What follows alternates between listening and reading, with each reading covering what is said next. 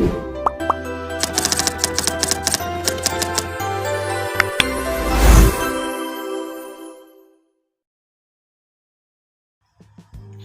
halo, halo. Jumpa lagi nih kita guys dalam video pembelajaran hari ini. Hari ini kita akan membahas tentang digital storage. Nah, digital storage merupakan salah satu komponen yang sangat penting karena apa? Dia berfungsi sebagai tempat menyimpan seluruh data dan informasi yang digunakan oleh komputer maupun perangkat digital lainnya. Di dalam kehidupan sehari-hari, hampir semua aktivitas digital seperti belajar daring, bekerja menggunakan komputer, menyimpan foto dan video, hingga menjalankan aplikasi, itu selalu melibatkan yang namanya proses penyimpanan data.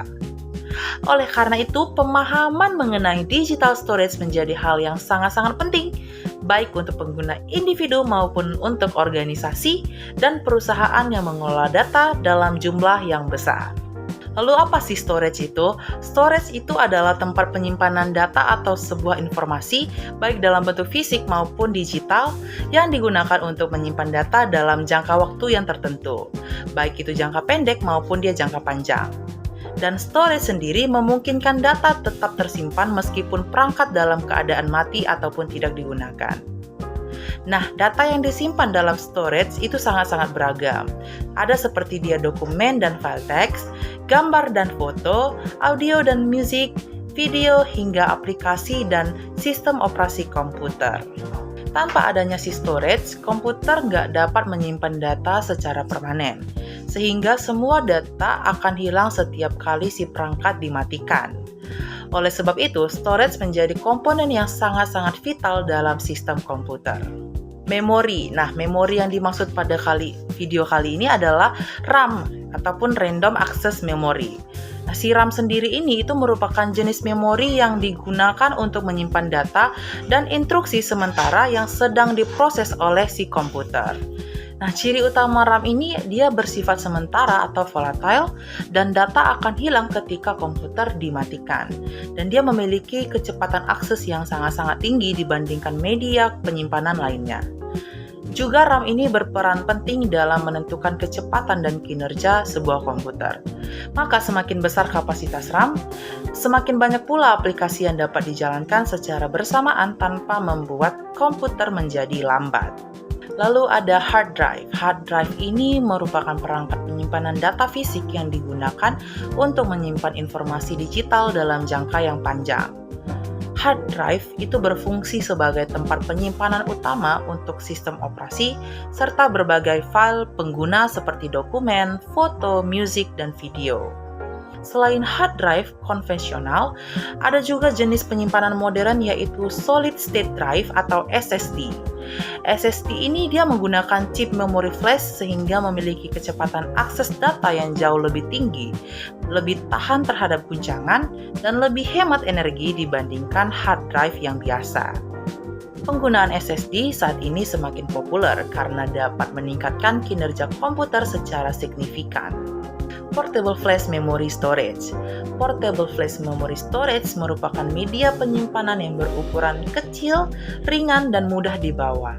Media ini menggunakan teknologi memori flash sehingga tidak memerlukan komponen mekanik.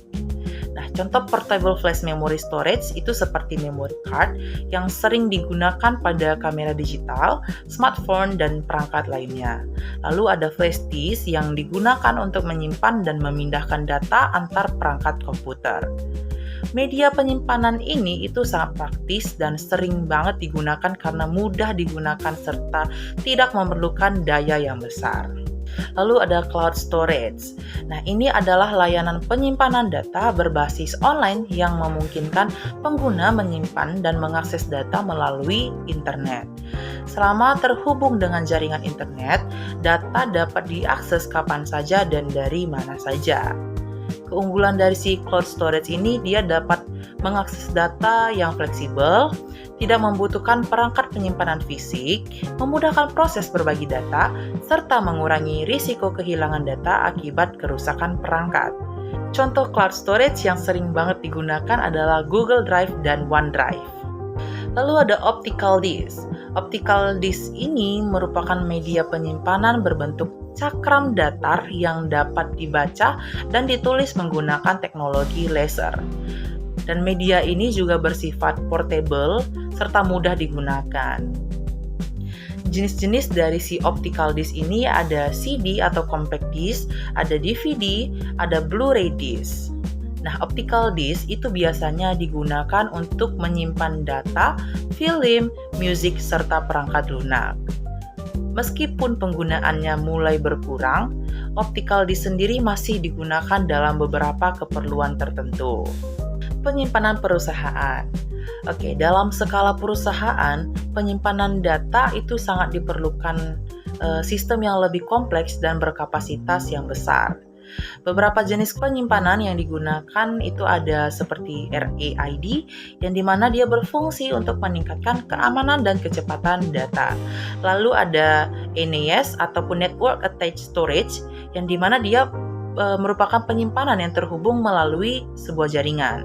Lalu ada SAN ataupun Storage Area Network, yang dimana dia merupakan sistem penyimpanan berkecepatan tinggi. Lalu ada magnetic tape yang biasanya digunakan untuk backup data dalam jumlah yang besar. Nah, sistem penyimpanan ini itu dirancang untuk mendukung operasional perusahaan dan penjaga keamanan data yang penting. Other type of storage.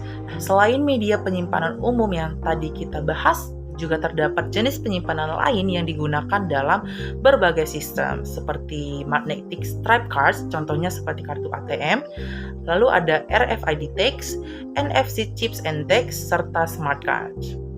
Media penyimpanan ini sering digunakan dalam sistem pembayaran, keamanan, dan identifikasi karena bersifat praktis dan efisien. Oke, so digital storage itu memiliki peran yang sangat penting dalam pengelolaan data modern. Berbagai jenis media penyimpanan seperti hard disk, SSD, cloud storage, dan media lainnya itu memiliki kelebihan dan kekurangan masing-masing. Dan dengan meningkatnya kebutuhan penyimpanan data, pemilihan media storage yang tepat sangat diperlukan agar dapat tersimpan dengan aman, mudah diakses, dan mendukung kebutuhan pribadi maupun organisasi secara optimal. Oke, sampai sini saja pembahasan video kali ini. See you soon in the next video.